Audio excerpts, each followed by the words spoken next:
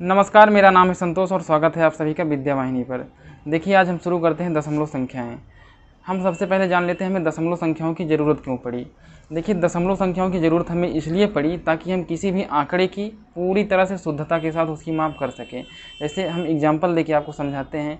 जैसे मान लो एक कोई एग्ज़ाम होता है जिसका पूर्णांक है 100 नंबर, और उसी में कोई लड़का है जो 50 नंबर पाता है, कोई लड़का 60 नंबर पाता है, कोई लड़का 70 नंबर पाता है। लेकिन एक लड़का ऐसा भी है जिसका नंबर जो है 50 नंबर और 51 नंबर के बीच में है। जैसे मान लो वो लड़का ए है जिसका जो नंबर आया है 100 में से 50 और 51 के बीच में आया है। अब हम इस ए नाम के लड़के का जो प्राप्तांक है उसको हम पूरी तरह से शुद्धता के साथ कैसे व्यक्त करें। यदि मान लो हमें दशमलव संख्याएं नहीं पता है तो हम इसको यही कह सकते हैं कि जो ए नाम का लड़का है उसका नंबर 50 से थोड़ा सा ज़्यादा है, या हम ऐसा भी कह सकते हैं कि 51 से थोड़ा सा कम है। अब 50 और 51 के बीच में कितनी संख्याएं हैं? असंख्य संख्याएं हैं। असंख्य संख्याएं हैं। अब उनको व्यक्त करने के लिए हमें दशमलव संख्याओं की ज़रूरत पड़ती है। जैसे 50 के बीच में 50.1 है, 50.2 है, 50.3 है, 50.4 है। ये सारी की सारी संख्याएं क्या हैं? 50 और 51 के बीच में है। अब हो सकता है उस लड़के का नंबर 50.1 हो, 50.2 भी हो सकता है, 50.3 भी हो सकता है। इस तरीके से हम दशमलव संख्याओं से उसका एग्जैक्ट वैल्यू पता कर सकते हैं। किन्हीं भी दो संख्याओं के बीच में असंख्य दशमलव संख्याएं होती हैं, मतलब अनगिनत दशमलव संख्याएं होती हैं। अब उसी के आधार पर, अब इन्हीं दशमलव संख्याओं के आधार पर इसकी कैटेगरी बांटी गई है। जैसे अब देखते हैं दशमलव संख्याएं कितने प्रकार की होती हैं। देखिए, यदि कोई भी दशमलव संख्या लिखी जाती है तो उसमें हमें दो चीज़ों की ज़रूरत पड़ती है। पहला तो एक पूर्णांक होता है, दूसरा क्या होता है? डेसिमल होता है। पूर्णांक को हम इंटीजर बोलते हैं, तो दशमलव वाला पार्ट होता है उसको हम डेसिमल बोलते हैं। जैसे हमने लिख दिया 50.42। अब ये क्या है? ये 50 जो है ये तो इंटीजर पार्ट है, इंटीजर। अब ये क्या है? ये डेसिमल पार्ट है। मेरे कहने का मतलब ये है, ये जो 50 आप देख रहे हैं ये क्या है? पूर्णांक है। अब इसमें से जो दशमलव संख्या है केवल ये 0.42 को ही हम दशमलव बोल सकते हैं। इधर वाली संख्या क्या है? इधर वाली संख्या पूरी तरह से पूर्णांक है। ये दशमलव वाला पार्ट 0.42 ही है। देखिए, कुछ बातें और हैं। दशमलव संख्याओं को बोलने का सही तरीका क्या होता है। जैसे कोई संख्या लिखी है 22.44। अब इसको कुछ लोग क्या बोलते हैं? 22.44। देखिए, दशमलव के पहले वाली जो संख्या होती है, जो पूर्णांक वाला भाग होता है, उसको तो हम 22 बोल सकते हैं। लेकिन जो दशमलव के दाएं साइड है, मतलब ये 44, इसको हम 44 नहीं बोल सकते। इसको बोला जाता है 22.44। क्या बोला जाता है? 22.44, मतलब एक एक अंक बोला जाता है। बोलने को कुछ भी बोल सकते हैं, लेकिन जो सही तरीका आप लोग जानते रहिए, इसको बोलने का सही तरीका हमेशा एक एक अंक बोला जाता है, दशमलव के दाहिने साइड वाला जो हिस्सा होता है। देखिए, इसी में एक पार्ट और होता है, स्थानीय मान। अब जैसे कोई संख्या लिखा गया है, अब मान लो अगर हम लिख दे रहे हैं 22। अब 22 को हम क्या लिख सकते हैं? 22.00। दशमलव के बाद, दशमलव के दाहिने साइड आने वाले कितनी भी संख्या में हम जीरो बढ़ा सकते हैं, लेकिन जीरो के बाद फिर कोई भी अंक ना आए, जीरो के बाद फिर कोई भी नॉन जीरो अंक ना आए।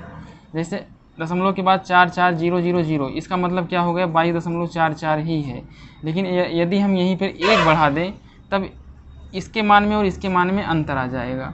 इसका मान कुछ और है, इसका मान कुछ और है। लेकिन एक को हटा दें तो इसके आगे हम कितनी भी संख्या में जीरो लगा सकते हैं, इसकी वैल्यू हमेशा 22.44 ही रहेगी।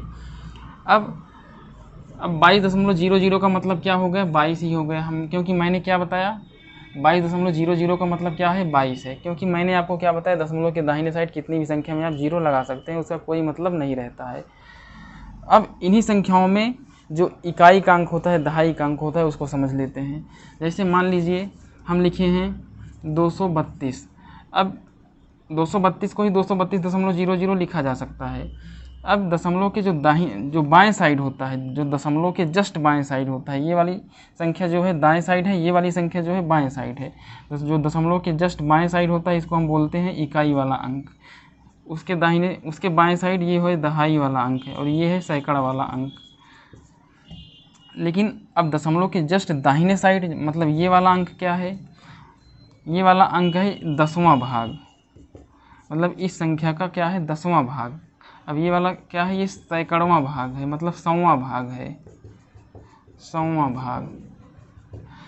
कहने का मतलब ये है, यदि हम इसको और थोड़ा एक्सप्लेन करके लिखें तो 232 को हम क्या लिख सकते हैं, 2 गुणे 1, मतलब इसका स्थानीय मान जो प्लेस वैल्यू है 2 गुणे 1 मतलब 2 का।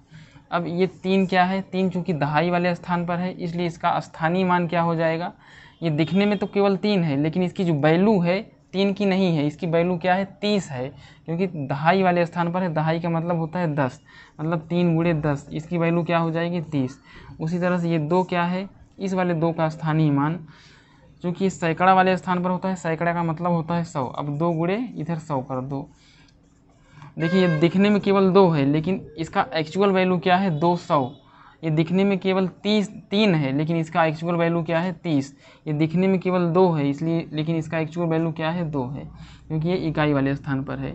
अब इस संख्या को 232 क्यों पढ़ा जाता है, क्योंकि आप देख रहे हैं 200 प्लस 30 प्लस 2, 200 प्लस 30 प्लस 2, अब ये मिलके क्या बन गया 232।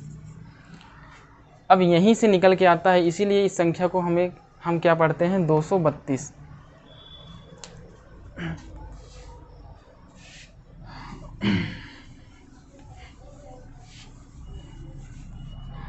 देखिए अगला एग्जाम्पल क्या है, 525, जैसे 525 है। अब इसको हम क्या लिख सकते हैं 500 प्लस 20 प्लस 5, क्योंकि इस वाले 5 की वैल्यू क्या है 500, इस वाले 2 की वैल्यू क्या है 20 और इस वाले 5 की वैल्यू क्या है 5, क्योंकि ये वाली संख्या इकाई वाले स्थान पर है, ये वाली संख्या दहाई वाले, इस वाली संख्या सैकड़ा वाले। अब 520 और 25 मिलके क्या बन जाएगा 525, इसलिए इस संख्या को हम पढ़ते हैं 525। अब आपने तो समझ लिया, केवल जब पूर्णांक रहता है तो उसका हम स्थानीय मान इसको एक्सप्लेन करके कैसे लिखते हैं। अब इसी से जैसे अगर हम 25 हैं तो इसको हम क्या लिख सकते हैं 20 प्लस 5, मतलब अब 20 को भी अगर हम तोड़ें तो यह है 2 गुणे 10। अब ये क्या है, ये है 5 गुणे 1।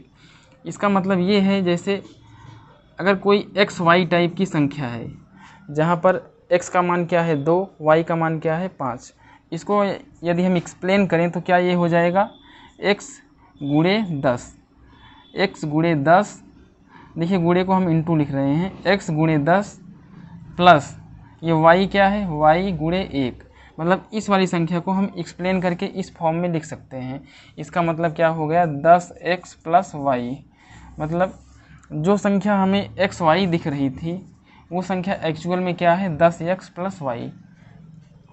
अब जैसे कोई संख्या है ए बी सी टाइप की, ये संख्या दिखने में ए बी सी है, जैसे 525 एग्जाम्पल के लिए हम समझ रहे हैं। 525 को हमने क्या लिखा था 500 प्लस 20 प्लस 5। अब 500 का मतलब क्या है 5 गुणे 100। उसी तरह से ए का मतलब क्या हो जाएगा ए गुणा 100, क्योंकि ए आप देख रहे हैं इकाई दहाई सैकड़ा वाले स्थान पर है, प्लस बी जो है दहाई वाले स्थान पर है इसलिए क्या हो जाएगा बी गुणे 10, सी जो है इकाई वाले स्थान पर है ये क्या हो जाएगा सी गुणे 1। अब इसका मतलब क्या हो गया, आप देख रहे हैं 100a प्लस 10b प्लस सी। कहने का मतलब जो संख्या हमें ए बी सी केवल दिख रही थी वो संख्या एक्चुअल में क्या है 100a प्लस 10b प्लस सी।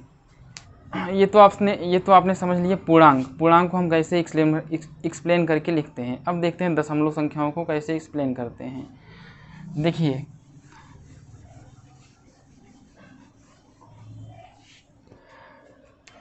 जैसे कोई संख्या लिखी 0.5, अभी हमने क्या बताया था, ये वाली संख्या क्या है दशमलव की जो दाहिने साइड आता है वो क्या है 1/10वां स्थान है, मतलब ये इसका स्थान क्या है, जैसे इसका स्थान इकाई वाला स्थान है उसी तरह से इसका स्थान क्या है 1/10वां। 1/10वां का मतलब 1/10। अब इस संख्या को, ये संख्या 0.5 क्यों लिखा है, 0.5 ये संख्या कैसे आया, अब इसको जानने के लिए, चूँकि ये 1/10वें स्थान पर है इसलिए इसको जब हम इसको एक्सप्लेन करेंगे मतलब इसका स्थानीय मान निकालेंगे, इसका स्थानीय मान क्या हो जाएगा 5 गुणा 1/10, मतलब 5/10। अब जब 10 से आप 5 में भाग लगाएं तो क्या आ जाएगा 0.5। जैसे दूसरी कोई संख्या है 0.234, मैंने आपको क्या बताया था ये क्या है 1/10वां स्थान है तो ये हो जाएगा 2 गुणे 1/10। ये क्या है 1/100वां स्थान है तो ये हो जाएगा 3 गुणे 1/100। उसी तरह से ये क्या हो जाएगा 1/1000वां स्थान तो ये क्या हो जाएगा 4 गुणे 1/1000। अब 0.234 ये कैसे बना, चूँकि आप देख रहे हैं 2 गुणे 1/10 क्या हो जाएगा 0.2, 3 गुणे 1/100 मतलब कि ये क्या हो जाता है 3/100। अब जब आप 100 से 3 में भाग लगाते हैं तो क्या आ जाता है 0.03। अब ये क्या बन जाएगा 4 गुणे 4/1000। अब जब 1000 से 4 में भाग लगाएंगे तो ये क्या बन जाएगा 0.004। आप भाग लगा के देख लीजिए, 1000 से जब आप 4 में भाग लगाएंगे तो 0.000, एक बार फिर 0 फिर 0, ये 4 बार जाएगा, 4000 आ जाएगा, यहाँ पर 0 हो जाएगा। कहने का मतलब ये संख्या कैसे एक्सप्लेन हुआ, ये संख्या 0.2 आया प्लस 0.03 आया प्लस 0.004 आया। जब आप इन सारी संख्याओं को जोड़ेंगे तो आपको यही मिल जाएगा। मैं आशा करता हूँ ये सारी बातें आपको समझ में आ रही हैं। ये तो हो गया स्थानीय मान, किसी भी संख्या का हम स्थानीय मान कैसे निकालते हैं। देखिए, जिस तरह से किसी भी संख्या का स्थानीय मान निकाला जाता है, ठीक उसी प्रकार संख्याओं का जातीय मान भी होता है। जातीय मान का मतलब फेस वैल्यू, फेस का मतलब होता है चेहरा। देखिए, जिस तरह से किसी आदमी का चेहरा देखकर आप पहचान जाते हैं कि हाँ ये आदमी वही है, उसी तरह से आप संख्याओं का भी एक चेहरा होता है। जैसे हमें 2 लिखने के लिए हमें पेन को इस तरह से घुमाना पड़ता है, 5 लिखने के लिए हमें पहले ऐसे ऐसे ऐसे घुमाना पड़ता है। कहने का मतलब 2 का चेहरा ये है, 5 का चेहरा ये है, 4 का चेहरा ये है। अब 2 का चेहरा कभी चेंज नहीं होगा, 2 हमें जहाँ भी लिखना पड़ेगा हमें इसी तरह से लिखना पड़ेगा। अर्थात जो फेस वैल्यू होता है किसी भी संख्या का कभी भी नहीं बदलता, चाहे वो कहीं पर भी उसको उठा के रख दो। जैसे 722। अब अगर हम पूछें इस 2 का फेस वैल्यू क्या है, फेस वैल्यू मतलब जातीय मान क्या है, तो आप हमेशा कहेंगे 2। लेकिन इस वाले 2 का जातीय मान क्या है, तब भी आप कहेंगे 2। अब इस वाले 7 का जातीय मान क्या है, आप कहेंगे 7। लेकिन यदि हम इसी वाले 2 का स्थानीय मान पूछें तब आप कहेंगे 2 गुणे 1 बराबर 2। अब लेकिन इस वाले 2 का स्थानीय मान तब आप कहेंगे 2 गुणे 10 बराबर 20, क्योंकि ये दहाई वाले स्थान पर है। अब इस वाले 7 का स्थानीय मान क्या होगा, 7 गुणे 100 बराबर 700, चूँकि ये क्या है सैकड़े वाले स्थान पर है। देखिए, स्थानीय मान क्या हो गया 700, लेकिन इसका जातीय मान क्या है, फेस वैल्यू क्या है 7 ही है। फेस वैल्यू 7 है और स्थानीय मान 700। इसका फेस वैल्यू मतलब जातीय मान तो 2 ही है, क्योंकि फेस वैल्यू कभी भी नहीं चेंज होगा, उसको कहीं भी आप उठा के रख दो, इसका फेस वैल्यू क्या है 2 ही रहेगा। लेकिन इसका स्थानीय मान प्लेस वैल्यू, स्थानीय मान को प्लेस वैल्यू बोला जाता है। प्लेस वैल्यू क्या हो जाएगा 20 हो जाएगा, क्योंकि ये दहाई वाले स्थान पर है। अब चूँकि ये इकाई वाले स्थान पर है इसलिए इसका स्थानीय मान और जातीय मान दोनों बराबर रहेगा। अब देखते हैं दशमलव संख्याओं में। जैसे मान लो कोई संख्या है 722.235। अब चाहे इस वाले 2 का स्थानीय मान, अब चाहे इस वाले 2 का जातीय मान पूछो, चाहे इस वाले 2 का जातीय मान पूछो, चाहे इस वाले 2 का जातीय मान पूछो, जातीय मान या फेस वैल्यू हमेशा 2 ही रहेगा। लेकिन इस वाले 2 का स्थानीय मान, इस वाले 2 का स्थानीय मान और इस वाले 2 का स्थानीय मान अलग अलग रहेगा। आपको पता है इस वाले 2 का स्थानीय मान 20 है, इस वाले 2 का स्थानीय मान 2 है, लेकिन इस वाले 2 का स्थानीय मान क्या है 2/10 है। 2/10 का मतलब 0.2। कहने का मतलब आप देख रहे हैं स्थानीय मान स्थान के आधार पर, स्थानीय मान जो होता है संख्याओं के स्थान के आधार पर अलग अलग रहता है। मतलब अगर स्थान उसका चेंज हो रहा है तो स्थानीय मान अलग हो जाएगा। लेकिन जातीय मान जो होता है, आप उस संख्या को कहीं पर भी उठा के रख दीजिए, उसका जातीय मान हमेशा वही रहता है। अब मान लो यहाँ पर अगर 3 होता, अब इस वाले 3 का जो जातीय मान है और इस वाले 3 का जो जातीय मान है हमेशा 3 ही रहेगा। लेकिन इस वाले 3 का स्थानीय मान आपको पता है 300 हो जाएगा, क्योंकि ये क्या है सैकड़े वाले स्थान पर है। लेकिन इस वाले 3 का जो स्थानीय मान है आपको पता है 3 क्या हो जाएगा 100, क्योंकि ये क्या है 1/100वें स्थान पर है। अब 3/100 को हम क्या लिख सकते हैं 0.03। कहने का मतलब इस वाले 3 का स्थानीय मान 300 है और इस वाले 3 का स्थानीय मान क्या है 0.03।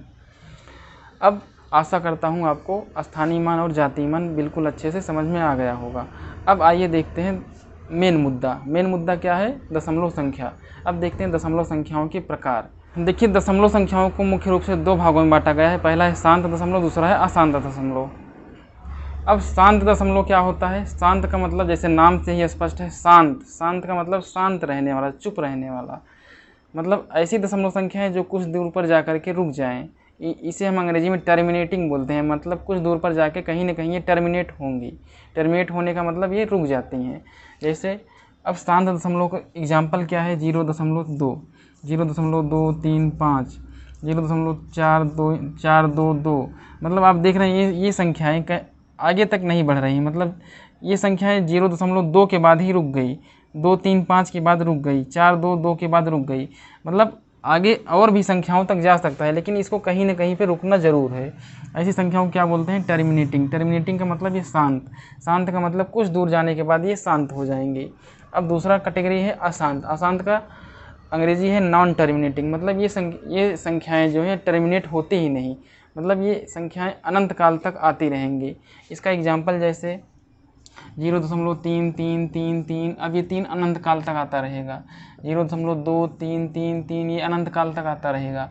अब ये इन संख्याओं को भी हम 2 कैटेगरी में बांटे हैं, पहला है आवर्ती, दूसरा है अनावर्ती। आवर्ती का मतलब ये बार बार रिपीट होती हैं, मतलब दशमलव के बाद आने वाली संख्याएँ जो होती हैं बार बार रिपीट होती हैं। अनावर्ती में क्या है, दशमलव के बाद आने वाली संख्याएँ जो होती हैं रिपीट नहीं होती। जैसे अब आवर्ती का एग्जाम्पल जो है, आवर्ती में भी शुद्ध आवर्ती होता है, दूसरा है मिश्रित आवर्ती।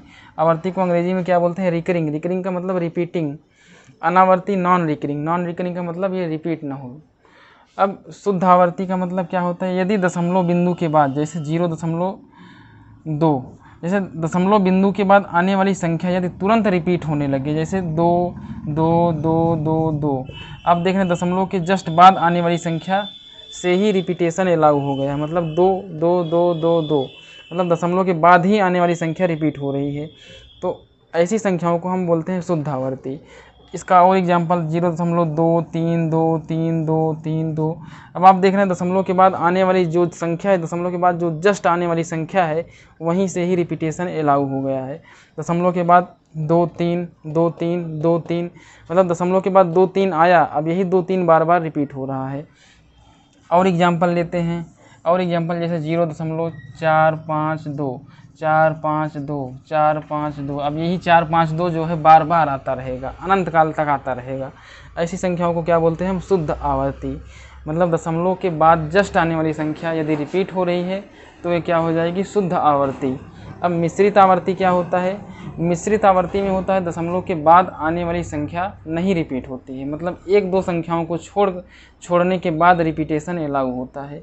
जैसे इसका एग्जांपल क्या है, 0.23, अब 4 4 4 4, अब ये 4 4 जो है बार बार आएगा। आप देख रहे हैं दशमलव के बाद आने वाली संख्या जो 2 3 है, ये 2 3 नहीं रिपीट हो रही है। रिपीट क्या हो रहा है, 4 4 4, मतलब आगे से 2 अंक छोड़ने के बाद रिपीट हो रहा है।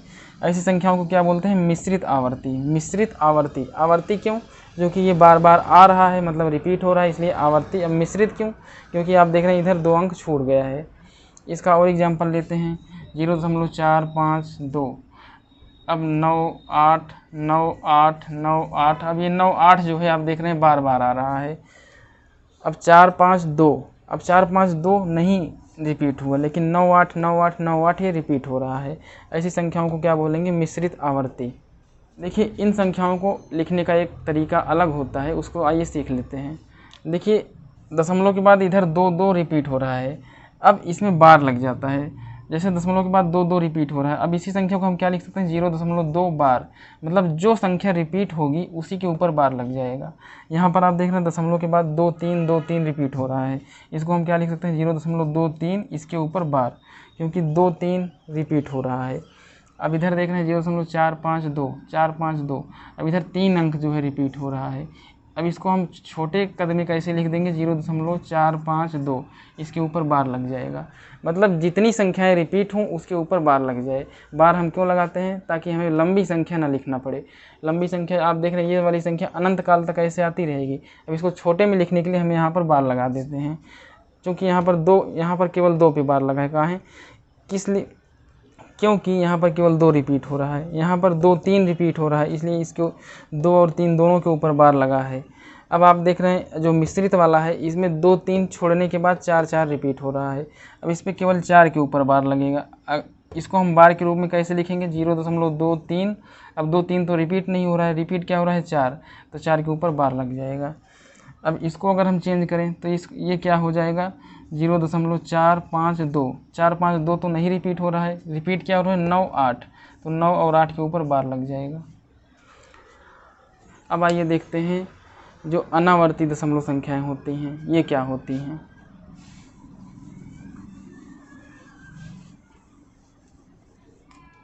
देखिए अनावर्ती जैसा कि नाम से यह स्पष्ट है, अन प्लस आवर्ती, मतलब ऐसी दशमलव संख्या है जो बार बार ना आए, मतलब रिपीट ना हो।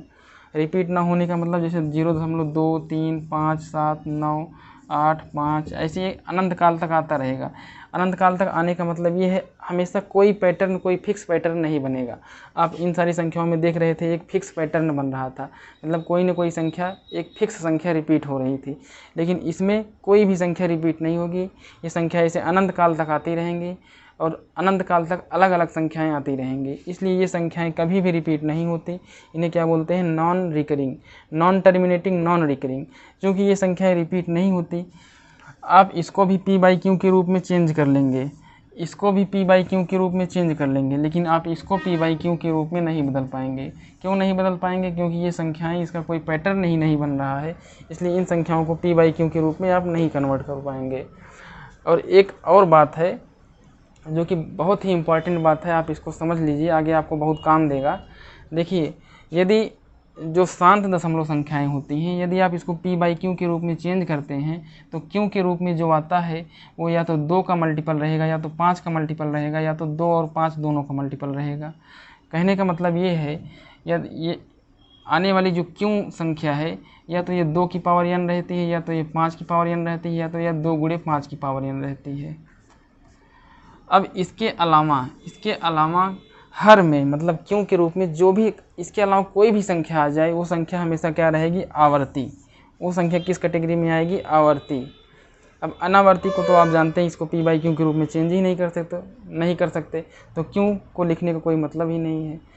कहने का मतलब 2 और 5 के अलावा अगर यदि कोई संख्या आ रही है हर में, 2 और 5 के अलावा यदि कोई तीसरी संख्या हर में आ रही है तो संख्या क्या हो जाएगी? आवर्ती दशमलव संख्या। मतलब वो उस संख्या को यदि आप दशमलव में चेंज करेंगे तो वो संख्या बार बार रिपीट होगी। चलिए इस क्लास में बस इतना ही। अब आगे वाली क्लास में आप देखेंगे कैसे हम दशमलव संख्याओं को भिन्न में बदलते हैं और उसका गणितीय संक्रियाएं क्या क्या होती हैं। धन्यवाद।